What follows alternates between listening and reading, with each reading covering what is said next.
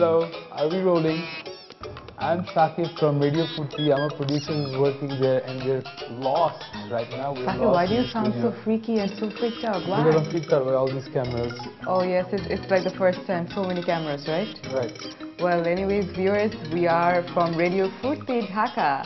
And yes, he's Sakib, the producer. I'm Asna, one of the artists at Radio Futi. Yep.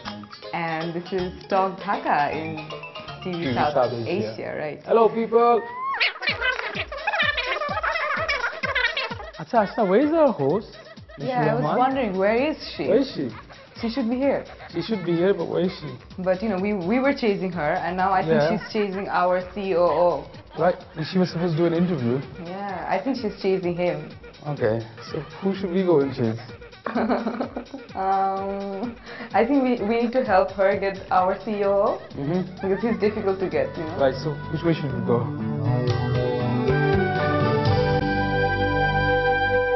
Hey friends from Southasia, you have to excuse Asna and Sakib because, you know, being RJs as they are and given the gift of the gab, whenever they see an opportunity to talk, they can't really restrain themselves. But I guess that was a pretty neat intro to our show. So welcoming all of you again to Talk Dhaka.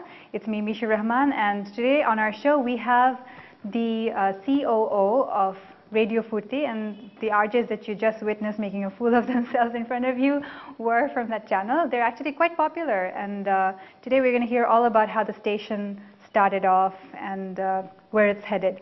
So introducing you to the COO of Radio Futi, Daniel Rahman. Hi Daniel, welcome to the show. Welcome. Okay, so I guess you're pretty busy these days. You started the radio station a couple of years back. It hasn't been too long, has it? Yeah, we started in 2006, so it's more like 4 years, but progressively our workload has actually come down. So nowadays I'm as free as ever. How did you start? I mean, when you joined, were you an RJ? Oh no, I was nothing. Basically, the company who got the radio license, which is MGH Group, which owns us, they were looking for a person who is into music and who's sort of out there, as in present in all the events and stuff like that. So sort of I made the cut. So that's how they selected me. And from then on, we just had the license, and me and this other guy called Arafat and my CEO of that time, Saeed Kabir. Then we all sat together and figured out what we wanted to be. And so we decided to become the first entertainment media of Bangladesh, which is only about entertainment. And so yeah, that's how it started. So when you started in 2006, let's just go back to the beginning.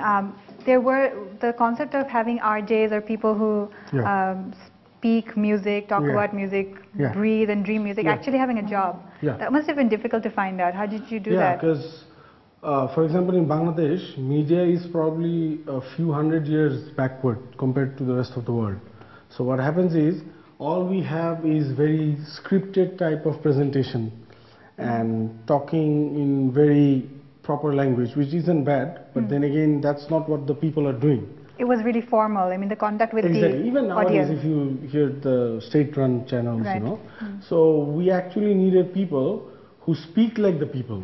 Right. Okay, so, and what happened was, so it was really tough to find, and as a result, you see, like even 4 years down the line, we still have most of our original RJs and not too many new faces, because it's really tough to find people who love to speak and who are sort of well informed and have opinions about things.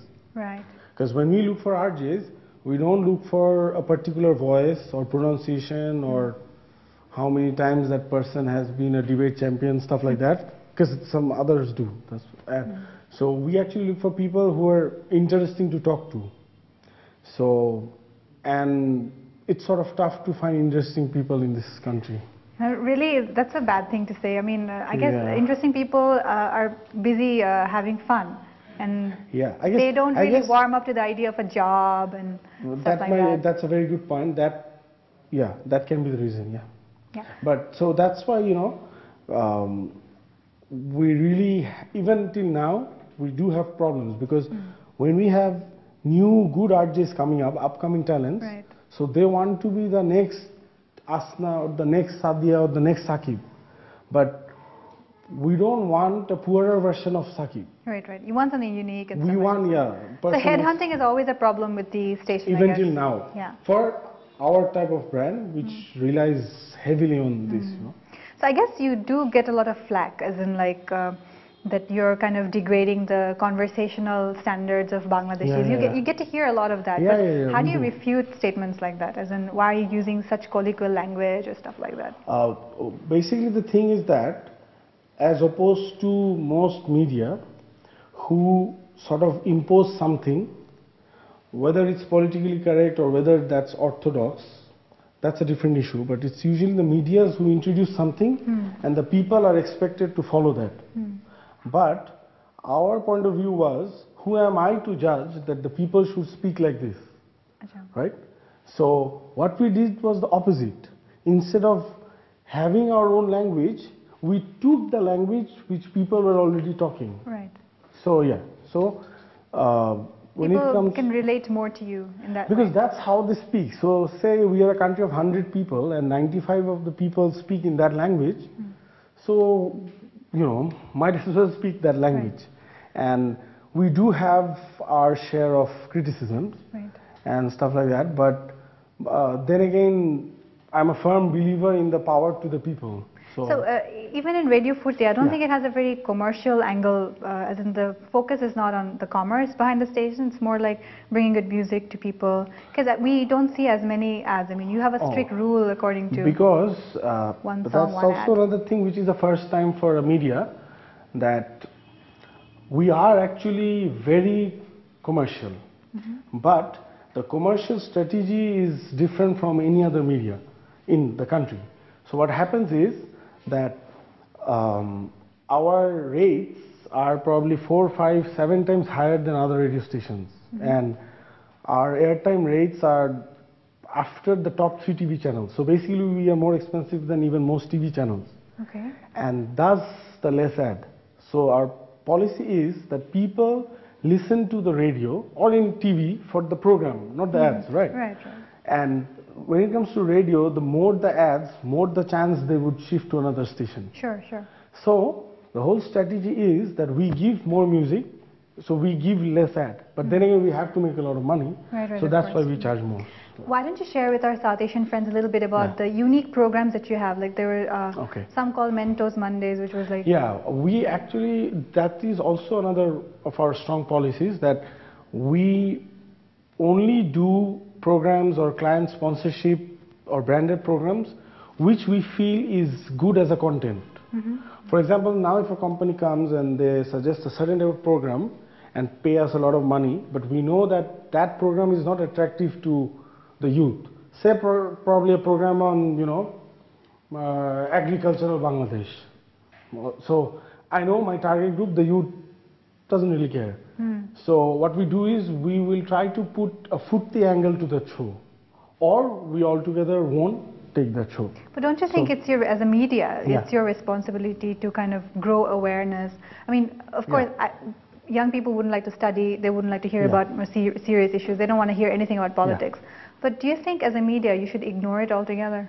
The thing is that we don't really ignore, but then we also feel not everyone should be out there to save the country, you know.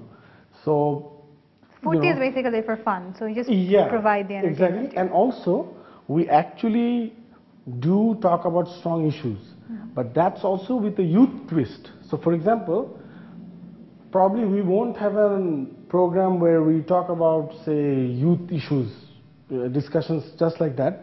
But then again, we would probably have our own radio activations or marketing campaigns about, say, the RJ going out to an orphanage and building the orphanage with, you know, selected winners and stuff like that. So we do keep that part too, But we just package it differently,